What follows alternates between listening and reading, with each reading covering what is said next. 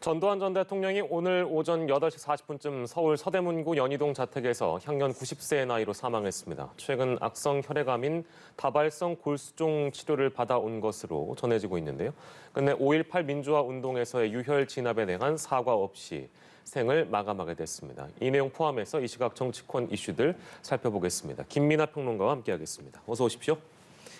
전두환 전 대통령 관련된 내용부터 좀 짚고 저희 준비한 내용 이어갈 텐데요. 최근에 건강이 좀 급격하게 악화가 됐었던 모양이네요. 지금 말씀하신 대로 이제 지병이 있었고요. 이 다발성 골수종이라고 하는 혈액암의 일종인데 여기에 대해서는 적극적인 치료를 좀 거부를 해왔다고 합니다. 그러다 보니까 좀 더 이제 이 병에 대한 치료가 제대로 되지 않은 부분이 있는 데다가 고령이었기 때문에 좀 투병 생활이 어려웠을 것으로 예상이 되고요. 그래서 재판 출석을 하는 과정이나 이런 데 보면은 이제 그 거의 이제 뭐 굉장히 수척해진 모습 지금 보시는 대로 이런 모습들이 노출이 됐고 했기 때문에 아마도 이제 고인에게 남은 시간이 이제 별로 없을 것이다. 이렇게들 예상을 했었습니다. 그래서 그러한 이제 좀 오늘과 같은 일이 이르기 전에 역사적인 과오에 대해서 명확하게 사과를 하고 또 진상규명을 해야 될 부분에 있어서 본인이 할 수 있는 어떤 그러한 역할을 해야 된다라는 지적이 많았음에도 불구하고 결국은 이런 책임을 다 하지 못하고 이렇게 세상을 떠나게 됐다. 이렇게 평가를 해야 될 것 같습니다. 김민하 평론가께서는 이제 시사평론가시니까 전두환 씨는 어떤 생을 살았다고 평가할 수 있을까요? 일단 뭐 부정할 수 없는 것은 독재자였다는 것이죠. 그리고 이제 이 당시에 박정희 전 대통령의 사망을 기점으로 해서 그 기회를 잘 잡아서 이제 군사 쿠데타를 일으켰고 그 이후에 군사 쿠데타 이후에 이제 상황들에 대해서 반대하는 이런 국민들의 목소리가 모아지고 이에 따라서 광주에서 이제 5.18 민주화 운동이 좀 불이 붙는 상황이 되니까 이걸 유혈 진압했습니다. 그리고 나서 그 당시에 이제 간선제, 우리가 흔히 말하는 뭐 체육관 선거 이렇게 부르는 그러한 절차를 통해서 정당성이 없는 어떤 그러한 방식으로 대통령이 됐습니다. 역대 대통령 중에 뭐 일부 이제 특별한 경우를 제외하고는 이렇게 장기간 집권했는데 임기를 다 채웠는데 민주적인 절차, 직선제에 의해서 선출되지 않은 대통령이 이제 거의 없죠. 전두환 씨가 거의 유일한데 그러한 점에서 이제 정통성 없는 권력을 꽤 오랜 기간 유지한 그러한 독재자이다라고 평가를 할 수가 있겠고요. 좀 여러모로 말년에 이제 대통령 직선제를 노태우 씨가 이제 수용을 하면서 이 부분에 있어서는 일정 정도 평가를 해야 되는 거 아니냐라는 시선도 있지만 결국 그것은 노태우 씨의 공인 것이고 상당 부분 노태우 씨의 역할이었던 것이고 전두환 씨의 역할은 그렇게 크지 않았던 걸로 저는 이제 평가를 하고 있고요. 경제적인 부분에서 뭐 물가 안정이라든지 이런 것들이 이루지 않았느냐 이런 이제 지적도 있는데 그것은 워낙 이제 박정희 정권에서 좀 중복 투자라든지 중화학공업 위주로 한 어떤 고도 성장이라든지 이런 것들이 워낙 이제 부작용이 커가는 상황이었기 때문에 많은 경제 전문가들이 이제는 안정화를 해야 된다는 어떤 그런 상황을 다 얘기를 하고 있었습니다. 그렇기 때문에 이것도 이 전두환 씨의 어떤 경제적인 어떤 해안이 작용했다거나 이런 것도 아닌 거거든요. 그래서 종합적으로 평가를 해보면 좀 이것은 부정할 수 없이 역사적으로 평가할 때는 독재 권력이었고 그 독재 권력을 통해서 자신의 어떤 그러한 사익을 추구하고 그리고 그런 역사적 과오에 대해서도 제대로 마무리 짓지 못한 그러한 권력자였다라고밖에 평가할 수가 없는 것 같습니다. 남아있는 숙제들도 좀 있는 것 같습니다. 이제 5.18 진상 규명에 대한 문제를 포함해서 개인에 좀 초점을 맞춰본다면 재판이 진행 중인 사안들이 있기 때문에 그러면 고인이 된 경우에는 재판 절차가 어떻게 되는지도 궁금한데 뭐 공소 기각에 대한 전망들이 가장 많이 나오는 것 같네요. 이런 경우에 이제 흔히 공소권 없음 이제 처분을 원래는 검찰이 하기 때문에 재판에서도 마찬가지로 이제 공소권 없음으로 기각 처분이 될 것이다 이렇게 보이는데요. 지금 말씀하신 재판이라는 게 회고록에 그 조비오 신부가 이제 5.18 당시에 헬기 사격이 있었다라는 이제 증언을 한 거에 대해서 그게 이제 잘못된 증언이다, 뭐 사기꾼이다 이렇게 평가한 거에 대한 이 사자명예훼손 혐의에 대한 재판 아니겠습니까? 그래서 이것과 관련돼서는 전두환 씨의 어떤 죄라든가 이런 것들을 사법적으로 단죄하는 것은 방금 말씀드린 그런 이유 때문에 이제 불가능해진 상황이고요. 다만 그럼에도 불구하고 이 재판이 의미가 이제 없지는 않은 것이 결국은 이 재판 과정에서 이 헬기 사격과 관련된 여러 가지 새로운 어떤 증거들이 새롭게 이제 확인이 된 바도 있습니다. 그래서 이 사자명예훼손의 어떤 그 법리를 따지는 것 외에 당시에 헬기 사격이 있었느냐 그리고 그 헬기 사격의 직접적인 책임은 누구에게 있느냐에 대해서는 따로 진상규명을 추가로 해야 되는 그런 상황이 아닌가라고 생각이 됩니다. 알겠습니다. 자, 그리고 유언 전 청와대 비서관을 통해서 전해졌는데요. 북녘땅이 보이는 전방고지에 100골로 남고 싶다. 이런 유언이 있고 뭐 추가적인 다른 입장들은 밝혀진 게 없어서 혹시나 노태우 전 대통령처럼 5.18 관련된 어떤 사과가 나오진 않을까 이런 가능성은 전혀 없을 거라고 봐야 될까요? 어떻습니까? 사실 노태우 씨 당시에 이제 좀 유언으로 전해진 것도 본인의 어떤 육성 유언이 이제 나온 것이라기보다는 예. 평소에 해왔던 얘기나 밝혔던 이제 뜻을 유족들이 재구성해서 이러한 내용이다라고 이제 공식적으로 유언을 밝힌 거였거든요. 예. 결국은 전두환 씨가 생전에 이러한 이제 뭐 5.18 민주화 운동에 관한 이제 유혈 진압으로 인해서 희생된 분들에 대한 어떤 본인의 어떤 생각이라든지 예. 또는 당시에 발포 명령을 내린 누군가에 대한 어떤 입장이라든지 그런 것들을 표명해 왔다면 유족들이 이 문제를 정리해서 유언으로 내놓을 수가 있었을 텐데 네. 아마도 그러지 않았던 상황으로 보여요. 계속해서 5.18 민주화 운동의 어떤 여러 가지 정당성에 대해서는 전두환 씨가 계속 부정해 왔고 그리고 또 이 발포 명령이라든가 이런 것들은 자신이 한 바 없고 그것은 사실이 아니다. 라고 주장을 해온 것이고 또 사과나 뭐 이런 것들에 대해서도 과거에 이미 한 바 있다. 오늘도 이제 그렇게 얘기를 하는데요. 예. 과거에 이미 몇 차례 한 바가 있다. 근데 그것도 이제 완전한 사과라고 볼 수는 없는 수준의 예. 그러한 이제 입장 표명이었는데 그런 점을 종합을 해보면 따로 이제 이것이 유언이다, 유서다라고 이렇게 정리해서 내놓을 만한 입장은 없지 않았겠는가 이렇게 좀 생각이 됩니다. 제대로 된 처벌, 제대로 된 사과가 없다고 5.18 단체 또는 이제 유가족들께서는 당연히 느끼시기 때문에 아마 이제 가슴 속에 큰 한으로 남지 않을까 싶기도 합니다. 어떻게 생각하세요?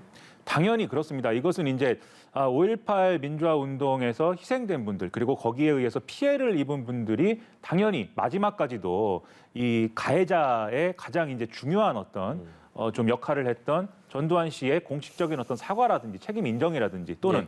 사법적인 책임을 지는 그런 부분이라든지 이런 것들을 원하고 기대를 했었는데 이런 것들이 이루어지지 않은 거죠. 근데 이것은 전두환 씨가 뭐 자신이 책임을 인정하지 않고 뭐 이런 여러 가지 그런 맥락도 있습니다만 결국은 또 우리 사회의 책임이기도 한 겁니다. 우리 사회가 아직까지도 당시 5.18 민주화 운동에 대한 완전한 어떤 진상규명을 합의하는 것에도 상당히 어려움을 겪고 있고 여전히 5.18 민주화 운동에 대한 어떤 진상에 대해서 지금도 사실 그 본질적인 부분에 대해서는 동의하지 않는 사람들이 공론장에서 목소리를 내고 있는 그런 측면들이 당연히 있는 상황이지 않습니까? 네. 이런 상황들이 지금 유가족들의 입장에서는 또 피해자들의 입장에서는 더더욱 지금의 어떤 한을 더 크게 만드는 어떤 요인인 거예요. 정말 우리 사회가 전반적으로 5.18 민주화 운동은 정말 정당한 어떤 이 국민들의 저항이었고 예.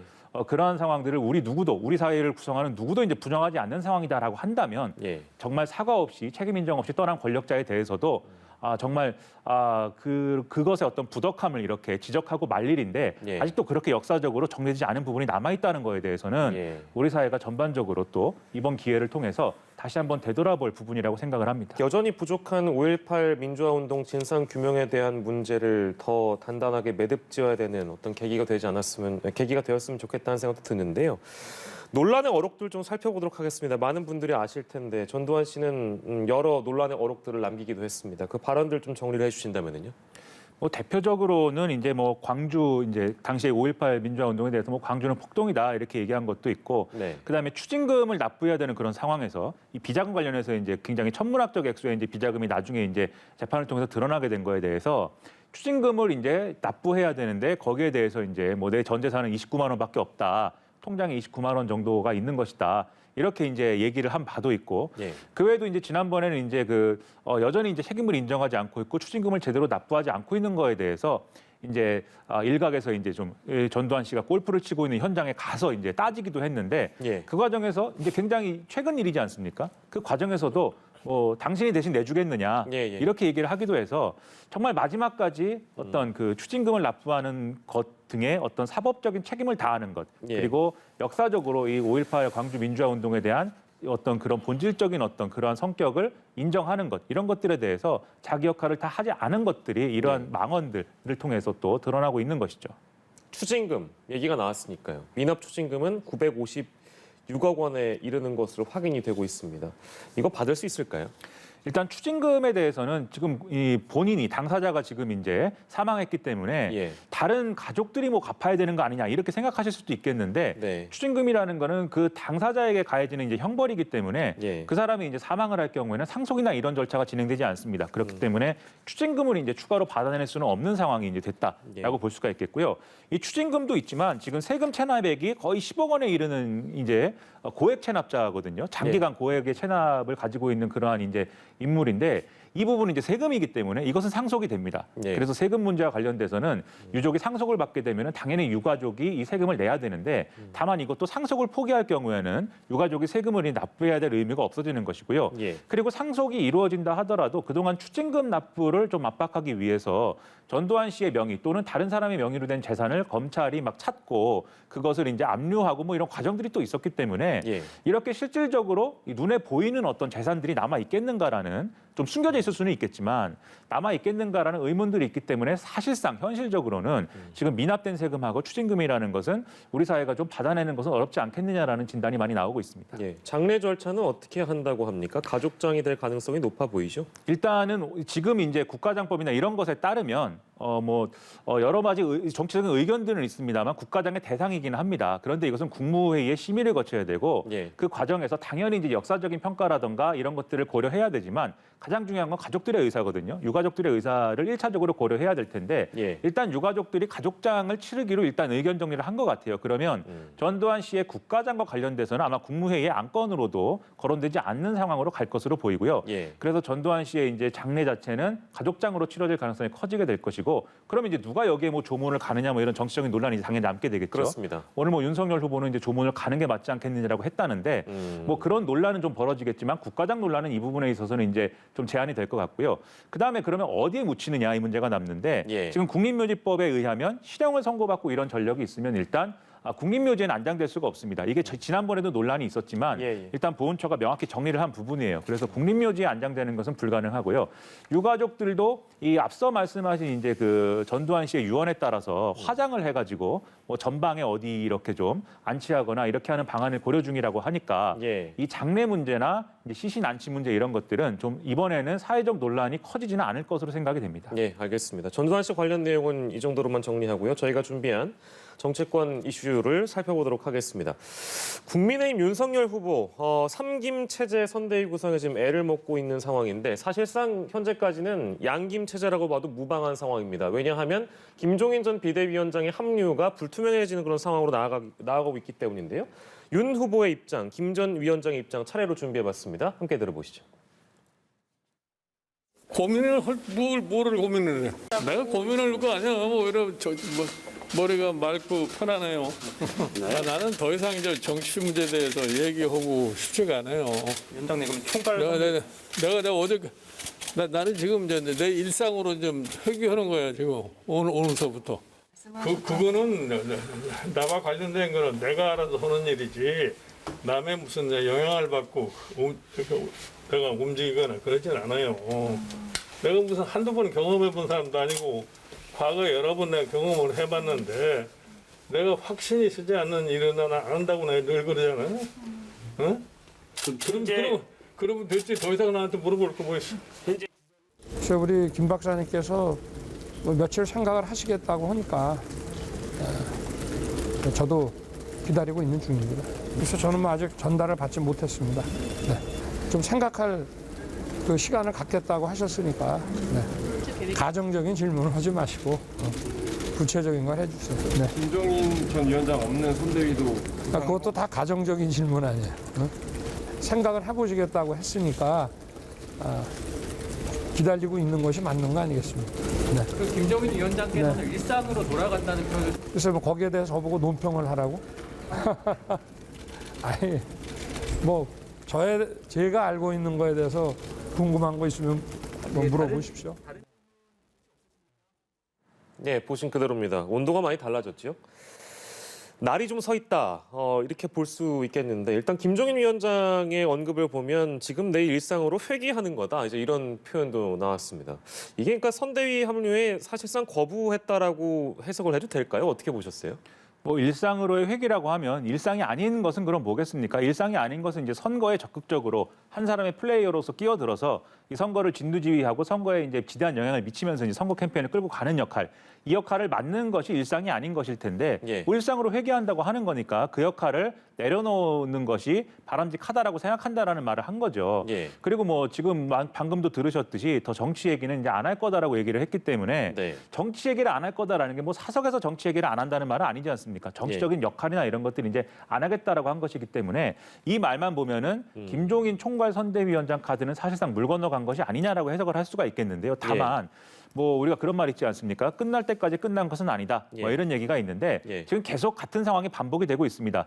오후에 이제 보도 나온 걸 보면 김종인 전 비대위원장이 그런 얘기도 했다고 하거든요. 윤석열 후보가 직접 만나자고 하면 그 예. 만나자고 하는 거는 거부하지 않겠다 이렇게 얘기를 했다고 하는데 예. 오전에 나온 얘기는 거의 만날 필요도 없다는 것에 가까운 얘기였기 때문에 그러게요. 조금씩 톤의 변화도 일정 부분은 있어 보여서 예. 상당히 여러 가지 변수들이 아직은 남아있는 상황인데 이런 상황이 계속 되면은 결국은 김종인 총괄선대위원장 카드는 불발되는 걸로 가는 방향이다. 지금은 예. 그렇게 볼 수가 있겠습니다. 예.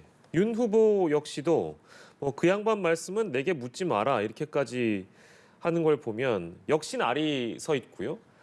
우리 박사님 하던 지난주에 비교하자면 굉장히 온도가 차가워졌습니다. 역시 윤 후보도 적극적으로 나서지 않겠다라는 입장으로 해석해도 되겠습니까? 어떻습니까? 이게 이제 어제 결국 이제 김병준 상임선대위원장 임명을 윤석열 후보가 강행했지 않습니까? 예. 그런 과정을 이제 좀 지켜보면은 이 김종인 전 비대위원장이 김병준 이 상임선대위원장 카드에 대해서 여러모로 이제 좀 부정적인 인식을 갖고 있었는데도 불구하고 김병준 상임선대위원장 임명을 강행을 하고 그리고 나서 이제 거기에 대해서 김종인 전 비대위원장이 반발하는 거에 대해서 이런 방식으로 얘기를 하고 있는 거잖아요. 네네. 좀 김종인 전 비대위원장이 시간이 필요하다고 하니 내가 기다려 보겠다. 예. 입장을 또 전해온다고 하니 내가 한번 기다려 보겠다. 즉 김종인 전 비대위원장에게 공을 넘기는 얘기를 하는 것이고 네. 김종인 전 비대위원장이 결단을 하면 되는 문제처럼 얘기를 한다는 것은 예. 지금 말씀하신 대로 윤석열 후보 입장에서는 더 노력할 어떤 여지가 없지 않나라고 지금 생각하는 그런 구도인 것 같아요. 얘기를 하는 것은. 예. 그런데 이제 윤석열 후보가 지금은 이런 생각을 할 수 있지만 아마 주변에서는 예. 상당히 지금 위기감을 굉장히 크게 느끼고 있을 겁니다. 왜냐하면 김종인 전 비대위원장 영입이 결국 실패로 돌아가면 예. 남는 건 뭐냐면 그러면 윤석열 후보는 왜 김종인 전 비대위원장을 그렇게 필요하다고 하다가 예. 왜 이 영입에 실패한 것이냐. 예. 결국 김병준, 김한길 두 사람의 카드를 고수해서 그런 건데 이 두 가지 카드를 고집해가지고 윤석열 후보가 또 얻은 건 뭐냐. 그게 예. 불투명한 상황이거든요. 그럼 이게 다시 자기들끼리 선거해도 이길 수 있다는 어떤 오만 아니냐. 예. 그리고 여러 사람들이 김종인 전 비대위원장 필요하다고 여러 가지로 조언을 했는데도 윤석열 후보가 본인 위주로 판단한 거 아니냐. 즉 독선 아니냐. 예. 오만과 독선 아니냐. 이런 주장이 나올 수가 있기 때문에 지금 주변에서는 김종인 전 비대위원장의 마음을 돌리고 윤석열 후보의 태도도 좀 누그러뜨리기 위한 예. 그런 물밑 작업이라든지 설득이라든지 이런 것들이 상당히 좀 치열하게 진행 중이지 않을까 생각을 합니다. 예, 윤 후보가 이제 기자들한테는 뭐 가정적인 질문을 하지 말고 구체적으로 하라고 이제 아까 얘기를 하는 것 같은데 저희는 이제 윤 후보가 저희 자리에 안 계시기 때문에 가정을 좀 많이 하겠습니다.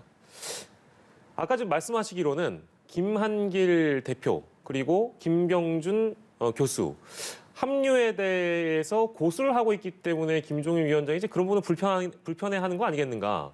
그러면 실제로 그 윤 후보가 이렇게 강경한 입장을 보이는 이유 내지는 김종인 위원장을 설득하려 하지 않는 이유는 결국에는 김한길, 김병준 합류가 더 우선이다. 이렇게 생각하는 거예요. 그렇다면? 이게 이제 1차적으로 판단하면 이제 그런 것에 가까워 보이는데 예. 좀 더 본질적으로 보면은 결국 선거 운동의 주도권을 누가 가지냐의 문제로 보여요. 기싸움이에요?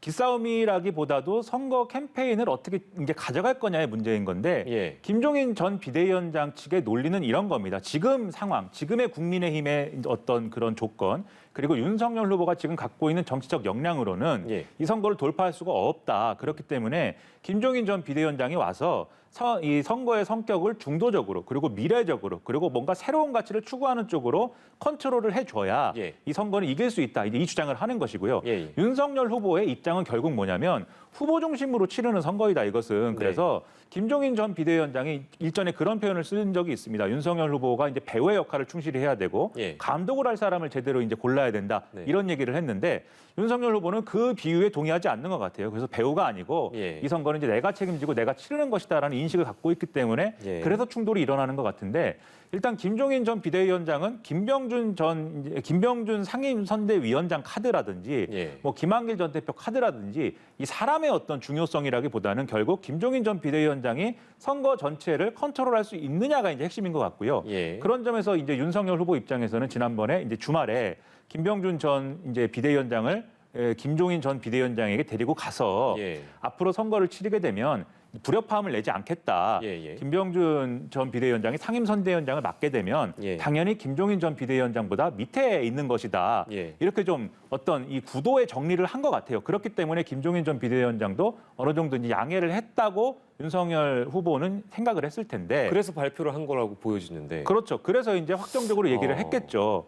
그런데 그 이후에 이제 벌어진 상황들을 보면은 보도나 이런 걸 보면은 예. 상김 체제다 이렇게 예. 하는 보도들이 많이 나왔고 예. 그 보도의 출처는 결국은 윤석열 후보 측 아니겠습니까? 예. 설명을 그렇게 한 거겠죠. 김한길, 김병준, 김종인이 삼김 체제이다. 이렇게 설명을 했을 텐데 김종인 전 비대위원장이 보기에는 그것은 김종인 전 비대위원장이 선거를 책임지는 그림은 또 아닌 것이기 때문에 예. 이런 것과 관련돼서 이제 파열음이 나기 시작했고 이게 결국 지금 상황을 만들고 있는 것이라고 볼 수밖에 없는 거죠. 예. 그리고요. 하루 이틀 시간을 달라. 그러니까 이 발언을 놓고도 양쪽의 입장이 좀 엇갈리잖아요. 근데 윤 후보가 이제 이런 발언을 한 건 배경은 또 뭘까요? 제가 볼 때는 뭐 아까도 말씀하셨듯이 당사자들이 여기 없기 때문에 예. 추리를 할 수밖에 없겠는데요. 가정을 해주십시오. 네. 일단 뭐 세 가지 가능성이 있어 보여요, 제 생각에. 세 가지나 됩니까? 그렇습니다. 이 뜻은 이제 세 가지 가능성이 있는데 예. 첫 번째는 아까 말씀드렸듯이 김병준 상임 선대위원장은 의결했기 때문에 예. 그 다음에 이제 김종인 전 비대위원장이 2, 3일 정도 시간을 달라고 했으니까 곧 답이 올 거다라고 윤석열 후보가 얘기하지 않았습니까? 예. 얘기는 그렇게 했지만 뒤집어 얘기하면 이 김종인 전 비대위원장에 대한 최후 통첩일 수 있는 거예요. 그래서 2, 3일 내에 답을 하시라. 예. 2, 3일 내에 정리가 안 된다고 하면 합류하지 않는 것으로 나는 알겠다. 예. 이런 얘기를 우회적으로 이제 한 것이다라고 볼 수 있는 맥락의 첫 번째가 있겠고요. 예. 두 번째는 이게 이 김종인 전 비대위원장이 실제 그런 얘기를 했는데 지금 윤석열 후보는 제3자를 통해서 이건 전해드렸다라고 얘기를 하고 있지만 예. 어쨌든 김종인 전 비대위원장이 그런 의사를 보냈는데 언론에 대해서는 그렇지 않다라고 얘기를 하면서 나름대로의 윤석열 후보하고의 협상 전략으로 지금 사용하고 있는 거 아니냐 이런 해석도 가능합니다. 예. 그래서 실제로는 그런 메시지를 전달한 거지만 대외적으로는 그렇지 않다라는 거, 오히려 주도권은 나에게 있는 것이다라는 거 이렇게 예. 좀 강조하고 싶은 마음이 아니냐 예. 이렇게 해석을 하시는 부분이 있는데요.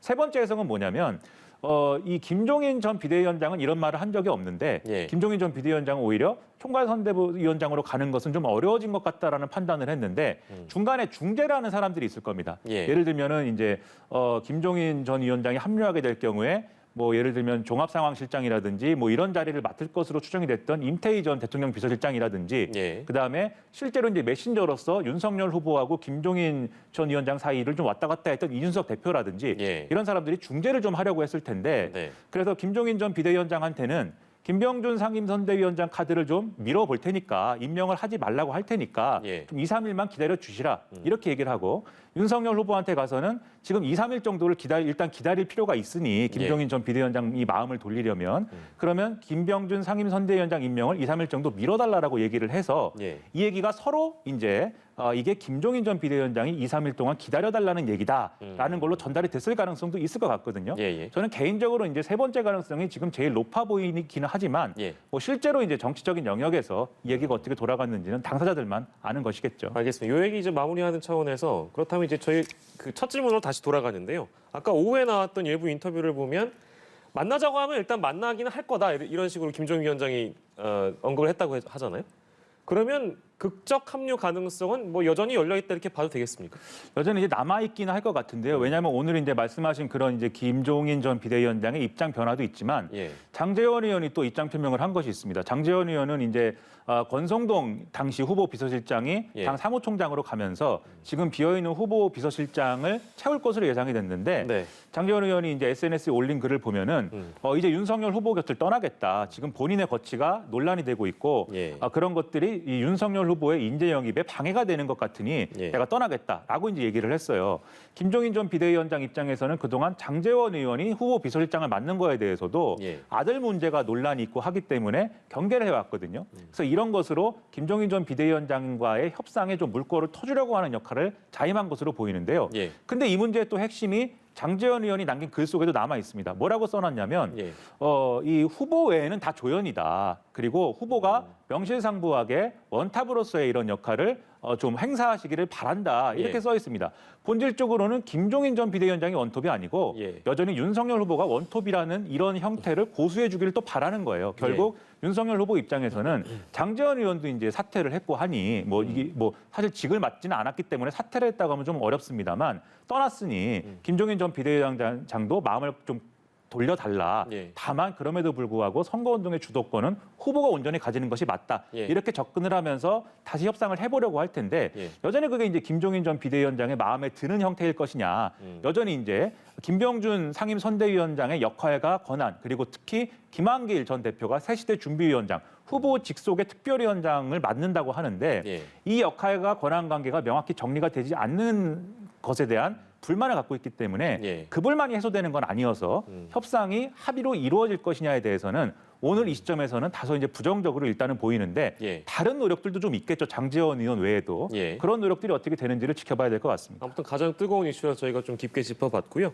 민주당 상황도 좀 살펴보도록 하겠습니다. 이재명 후보가 연일 반성문을 쓰고 있는데 어제 오전에 직접 주재한 회의에선 살짝 그 울먹이는 모습도 보였는데 어떤 말을 했냐면 대장동 책임 없다고 말한 것 자체가 잘못이었다. 이런 말을 했습니다. 이건 어떻게 평가할 수 있을까요? 그러니까 그동안 이제 이재명 후보가 경기도지사로서 이제 국감에 나가서 많은 국민들이 지켜보고 있는 가운데 이 대장동 개발 의혹과 관련돼서는 뭐 여러 가지 도의적인 책임이라든지 좀 이 아랫사람들을 관리하지 못한 책임 이런 것들이 있겠지만 예. 이런 한 푼 받은 적이 없고 이것 자체에 대해서 이제 자기 책임은 없다라고 이제 얘기하는 모습들이 이제 많이 이제 비춰졌거든요. 그런 것들이 그런데 국민들이 볼 때는 어떤 이 자신의 책임을 인정하지 않는 모습 그리고 남에게 그 책임을 돌리는 모습 국민의힘 게이트다 뭐 이런 식으로 이제 공격을 했기 때문에요. 예. 그런 것으로 비춰졌기 때문에 그게 이제 전형적인 이런 집권 세력의 문제처럼 비춰지는 그러한 효과가 있었습니다. 예. 그렇기 때문에 지금 지지율이 답보 상태이고 이재명 후보가 컨벤션 효과를 누리지 못한 상황에서 추가적인 반등 기회를 잡지 못하고 있는 상황에서는 이 부분에 대한 여러 가지 국민들의 어떤 의심이라든가 또 어떤 불만이라든가 이런 것들을 풀어야 된다라고 확실하게 이제 생각을 한 것 같아요. 예, 그렇기 예. 때문에 선거라는 게 지금 민주당도 그렇고 국민의힘도 그렇고 국민들이 정말 저 정치 세력이 좋다고 생각해서 또는 저 정치 세력이 권력을 잡으면은 우리 삶이 확실하게 좋아진다고 생각해서 지금 지지하는 게 아니라 예. 여러모로 미심쩍어 하면서도 지지를 하는 거거든요. 이런 구도에서는 잘못했다고 얘기하고 반성한다고 얘기하고 그전과는 달라지겠다고 얘기하는 후보가 좀 더 이제 많은 기회를 갖게 되는 겁니다. 자연스럽게. 그런 상황들을 종합을 해서 이런 평가를 스스로 이제 하고 있는 것으로 보이고요. 그동안에 이제 어떤 좀 민주당 원팀 기류, 메모드급 선대위 뭐 이런 걸 통해서 기존의 민주당이 이제 좀 움직이는 그런 그림을 만들었다면 이걸 기회로 해서 그렇지 않은 그림을 이제부터는 보여주려고 하는 예. 그런 어떤 첫발로서 이러한 좀 눈물 흘리는 모습, 대장동 개발 의혹에 대한 책임을 인정하는 모습 이런 것들을 보여주고 있다라고 평가를 하고 있습니다. 같은 맥락일 수도 있겠습니다만 특검을 오히려 민주당이 더 강하게 최근에 밀어붙이는 모습인데요. 조건 없는 특검 카드. 특검을 강하게 밀어붙이는 배경 역시도 달라지겠다. 이제 그 맥락이라고 봐야 될까요? 이게 특검 처음에 이제 이재명 후보가 이 대장동 개발 의혹이 논란이 됐을 때는 어떤 뭐 수사도 거부하지 않고 피하지 않겠다. 수사할 수 있는 모든 방법을 동원해서 수사를 하라는 취지로 얘기를 했었거든요. 네. 근데 그러한 얘기들이 어느새 이제 뒤로 해명과 여러 가지 정치적인 공방이 오가면서 이것은 국민의힘 게이트다. 조사하면 국민의힘 사람들만 다 나올 것이다. 예. 이런 얘기가 중심에 거기에 실리면서 사실상 이재명 후보는 자기 책임이 없다라는 맥락으로 또 이어지는 그런 조건들이 있었습니다. 그러다 보니까 수사를 여러모로 좀 더군다나 검찰 수사에 대한 국민적인 불신이 있는 상황에서 예. 수사를 좀 피하려고 하는 거 아니냐라는 이미지가 형성될 수 있는 그런 국면이었는데 그렇게 되면 사실은 오히려 대장동 개발 의혹이라는 수렁으로부터 이재명 후보가 빠져나가지 못하는 국면이 계속 이어지는 상황이 되는 거거든요. 예. 그래서 확실하게 특검을 수용하는 거다. 조건부 특검 수용이나 이런 것도 아니고 조건을 붙이지 않은 특검 수용이다. 이런 것들을 명확히 해서 일단은 대장동 이슈로부터 탈출하는 계기를 만들고 예. 오히려 이렇게 얘기를 하는 게 나는 떳떳하다라는 메시지를 더 강화해 줄 수 있는 것이기 때문에 예. 좀 전략에 전환을 했다. 이렇게 볼 수가 있겠는데요.